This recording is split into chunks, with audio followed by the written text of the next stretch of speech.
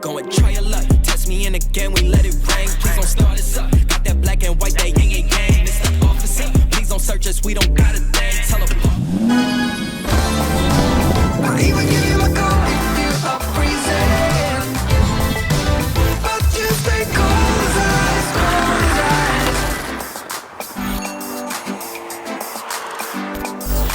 as ice. Back to another frigid video. We're gonna be heading to the new garage, and today we're gonna finally finish up our cot system. And I've actually taken the liberty of ordering our swivel base mount for our front passenger seat. This is what's gonna allow us to turn it around and actually have an average size. We'll see you guys at the garage. You can be who you want. Alright, first we're gonna be finishing up the cot system, and I got the drawn plans right here. Check it out. Sorry if it's kind of hard to see on the camera. And I also drew the concept of what it'll look like when I install the swivel base. I still don't know how we're gonna compose the inner part or the middle part of the railings, but the idea is to create our frame and then we'll go from there.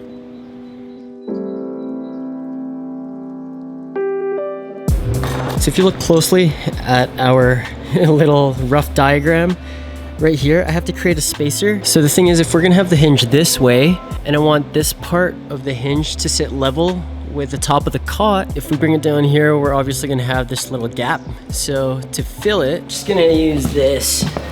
It's like a 3/4 inch thick piece of wood. I'm gonna cut this down to size, and hopefully that is enough to fill the gap.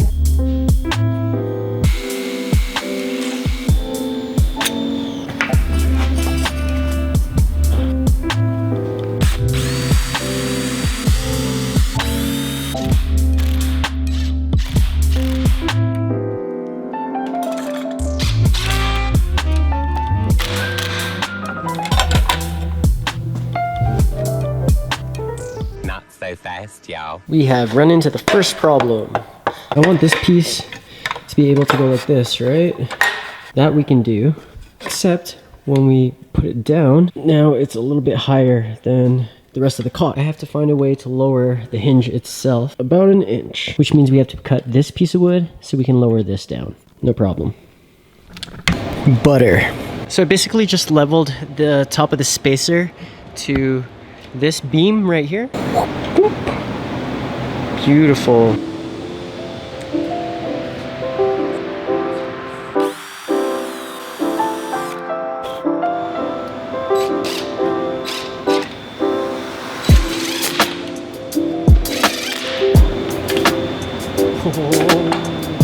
That worked out so nicely. Look at that. What? This gap is not going to affect you at all when the mattress is on, especially. But as you can see, lines up fairly nicely. Now we're just going to add on to this, just like we drew in our concept. So first we got our base part right here. Next, we're going to work on the railings up here, which I'm probably just going to end up using the 2x2s, kind of just like that. And then probably put it back in the car so we can figure out how high we want it. I don't want it too high, but also we just can't have it too long anyway because we still have to measure out the distance right here. So it's not too long and we can still attach it to the front seat.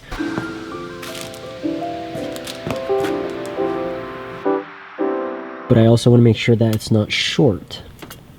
And also look at this. This part of the railing has to be just a little bit in so that this pillar doesn't interfere.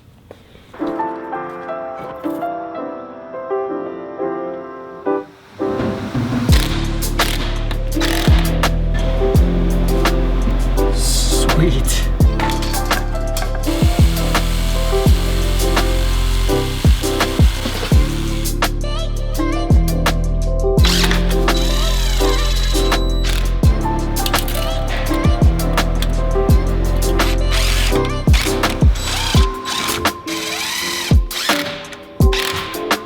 Alright guys, check it out.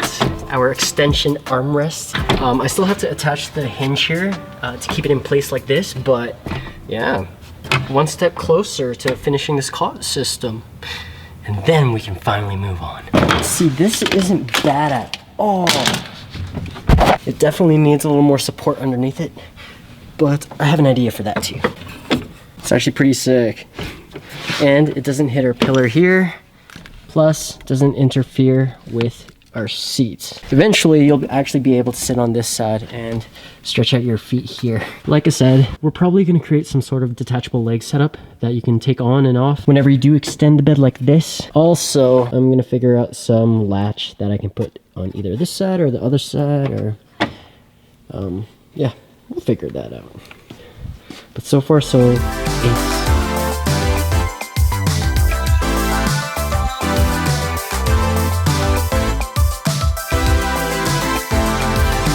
Sorry, the mic cut out again. This part I'm just showing off my tiny ass but super cute fridge, which I picked up off of Amazon.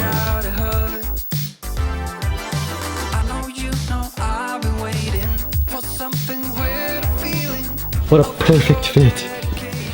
And this fridge is meant to fit right underneath our sink, but can still be accessed from the inside of the cabin while still giving us room for all of our piping. It's about 13 by 11 by 12 inches of depth, but again, it's only meant to fit like a few cans of pop and maybe like a couple oranges and sandwiches. That is not bad at all, guys. I mean, my legs are outside, but I am fully stretched.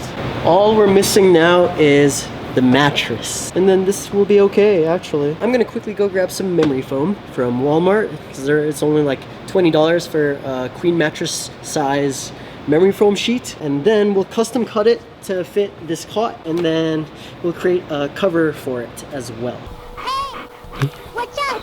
Guys, I actually remembered I have one of those memory foam mattress things that I'm talking about. So you can actually pick this up from Walmart for, I think because of inflation, it's probably like 30-40 bucks now. Nope, think again. I double checked, inflation brought it up like 100 bucks. But this is a queen size. I need to get used to sleeping on something firm anyway, because this is effing up my posture. Because this is starting to conform improperly to my already aging body shape, so that's just bad. What they suggest is it's better for you to sleep on something firm so that your spine is straightened when you wake up in the morning. What? Go on. Why you sit like that? Hey. Hey. Alright, go, Tob. Come here. Yeah. Fall. Go on, you're gonna fall. You're gonna fall, dude. The memory foam. It's dope. Let's see. Actually, that feels a little more comfortable already. What you looking? Yeah. Wow. Good boy. Hi, baby. Yeah. And even if we have to double up because this looks pretty thin, we will. Look at that. Memory foam. I see dead people. I got you right now, and now you're holding on my heart. It's not a problem if it's ours, and I was alone. I got you.